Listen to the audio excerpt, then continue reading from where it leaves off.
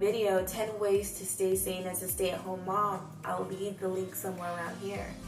I talk about making time for yourself. And definitely make time for yourself if you can. Maybe once a week. That would be a great place to start, you know. Do a date night. Go with your hubby and go somewhere, you know, once a week if you can. Even if it's, you know, if you're on a budget, you know, go to a restaurant and have lunch together. If you feel like doing it alone, go. It's healthy for you, you know, to go to the gym by yourself, to get your toes done, to walk through the mall with absolutely nothing to buy, completely by yourself.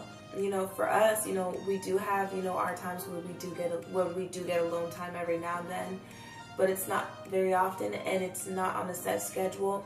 And, you know, that's something I just had to gain mental strength and endurance through. I don't always have a babysitter, and I don't always have someone to, you know, help me out. I don't have any family around here. All of my family is in California. We don't really trust anyone right now, other than the very few that we do allow to watch for those very seldom times. We don't trust anybody. It's just something my husband and I have discussed. We don't really trust anybody.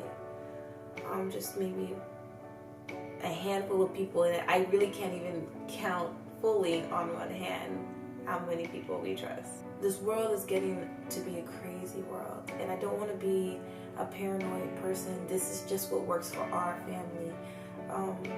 But we've just seen so many things happen, and we've heard of so many stories from very close people in our lives, to a point where we've decided it's just too big of a risk for us, and that we'd rather focus on me being with the kids as much as possible. I had to gain mental strength and understand, like, okay, this is not the end of the world. Like, I've got to push through. And I think that what fuels me and my strength and my tenacity in my role is because I witnessed my mom. I witnessed my mom raise 5 kids. My mom is Filipino. She's a full Filipina woman, and she raised her kids, including me, so 5 including me, completely by herself. My stepdad, which, you know, is my, you know, I consider him my second father. He was gone most of the time. He was in the Navy, and he was gone for 6 months out the time of the year. And it was for a long time, like many years. I remember growing up, and I remember it would just be her. And she knew hardly any English. She wasn't a part of any groups, and she didn't have many friends.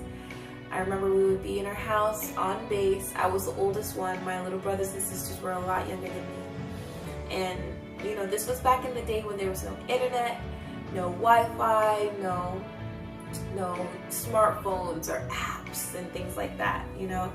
So we would just be at home, and she handled it. And I was old enough to see the highs and the lows. I was able to see her struggle. I was able to see her cry when it was too tough for her, and struggle.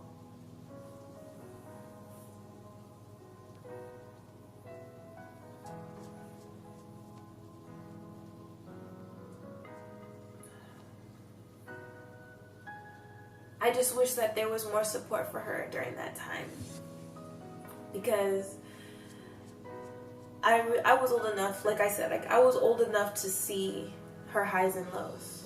And I know that she didn't want me to see it, but sometimes you just can't control how you feel at that time.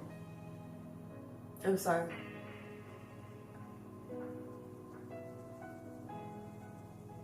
I know that you just can't control how you feel at that time. I thank God for being the woman that I am now, because I'm able to look in retrospect and understand why my mom went through what she did. And I admire her for her strength. And I know that it was God giving her that strength, because the stuff that she went through could have drove her crazy. Almost did. So with that experience of seeing that struggle that my mom's been through, I know that I can do it because I live in this day and age where I can get on the computer and, you know, check out different mom blogs and find out who else is going through my struggle. I can go on the TV and watch cable. We didn't have cable back then, our family. I could watch cable if I wanted to, or go on YouTube and watch other families. I can hop in the car and go to the park or go to the church and stuff. My mom struggled with that because she didn't have a, you know, she wasn't a part of a community. She didn't have any friends, and she didn't know that much English either. She had a lot of anxiety during that time. It was 5 kids. How can you, you know, control every single one of them? And oftentimes we're in our minds overthinking things and feeling like we're being judged. So she didn't want to step outside the home and put herself around that. So, you know, I have a lot more opportunity to thrive in my position. And so I decided that I'm going to be a lot stronger than I initially thought that I could be. And the way I've gained that strength is, you know, being in touch with my spiritual side, being in touch with my higher power, reminding myself that other people have it a lot more tough than me. Reminding myself my mom raised 5 kids with none of the things that I have now. Reminding myself my husband doesn't complain about his job and he has a ton of stuff on his plate.